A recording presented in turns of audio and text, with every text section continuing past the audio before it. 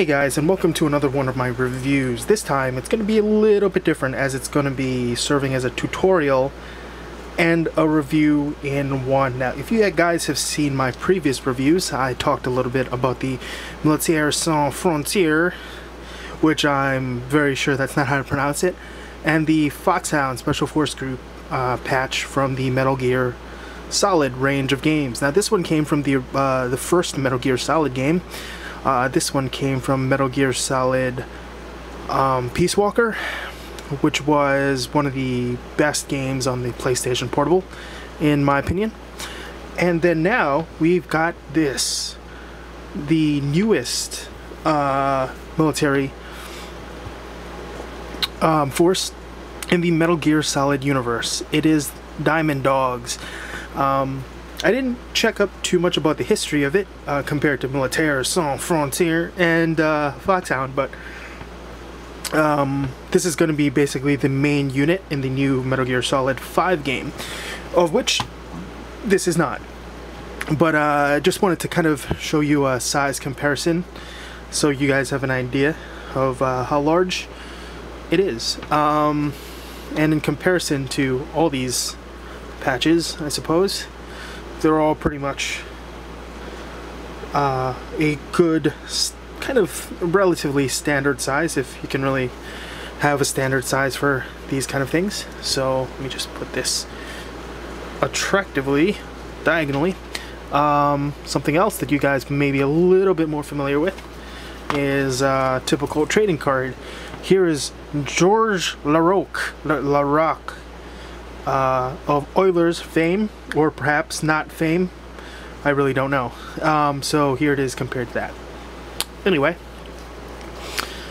Oh yeah, and here's a pack of gum that you can also compare it against. Stride Gum 2.0. Lasts forever. Okay, anyhow. So I just wanted to give a small tutorial about how to properly attach this Diamond Dogs patch. And now this, what all these patches have, including this one, is heat seal material. Now what this is it means that if you were to iron this onto, let's say, a bag or your shirt, all you have to do is turn on that iron, make it sure it's hot. What you would want to do ideally is to put a piece of cloth over it and then begin ironing to your heart's intent. We will pretend that this is a piece of cloth. Basically, the thicker the cloth means the hotter the iron has to be, because it has to get through all of this in order to melt the heat seal. Now, what heat seal is, it's in simplest terms, I guess, you can compare it to hot glue from the hot glue gun, where it needs to be a certain temperature to kind of change from a solid to something that would be adhesive. And this is very, very common on basically all patches. A newer thing that they have in patches is adhesive seal, which is good if you're attaching it to something that's solid, like a piece of plastic or a piece of metal, but not so great when you're doing it to cloth. You want a more permanent solution.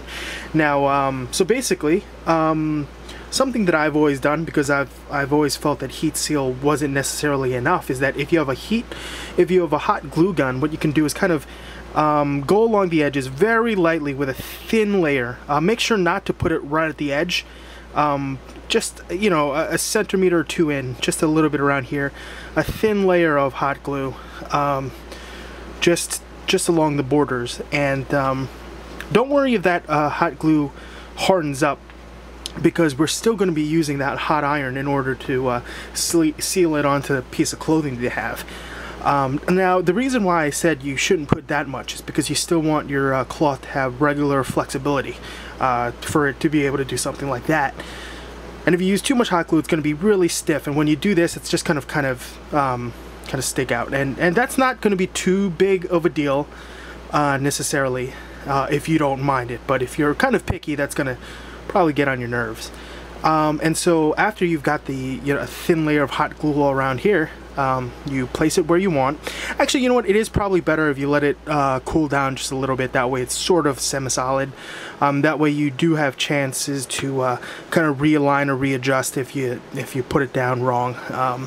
So for example, if your hot glue was completely hot and you accidentally dropped it sideways and you really meant to line it like this, you're kind of screwed, because the hot glue is going to leave marks and it's going to be very difficult to get off cloth. But we're assuming you've done everything right. You've got the a thin layer here. You've put it down. You've aligned it the way you wanted. You would use a piece of cloth, put it over there, and just affix some heat with your iron, and just kind of push down hard. A little bit. Do it maybe for 25-second count. Maybe that's actually too much. Maybe we can do 10. Really, it depends on how hot your iron is. I'm usually pretty impatient, so the minute I feel like it's hot enough, I put it down, and it's never hot enough. Yeah. So let's talk, after we've talked a little bit about how to apply the patch. Now we're going on to the review portion.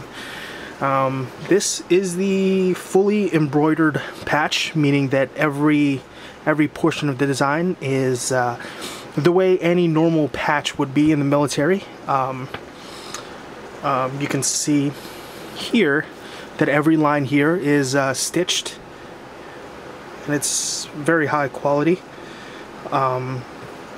What you'll find from the cheaper quality ones is it'll just be the cutout of the patch, and the image would actually just be printed on, like well, I mean, basically what you would do with like a heat transfer, an image transfer device, where it's just a literally a picture just laid on top of a harder piece of cloth. But what this is a machine literally had to go in here and stitch all of these lines and all of those lines and all the detailing here. So it definitely makes the patch look a lot better, more authentic, less cheap, and gives it some texture, some much needed texture.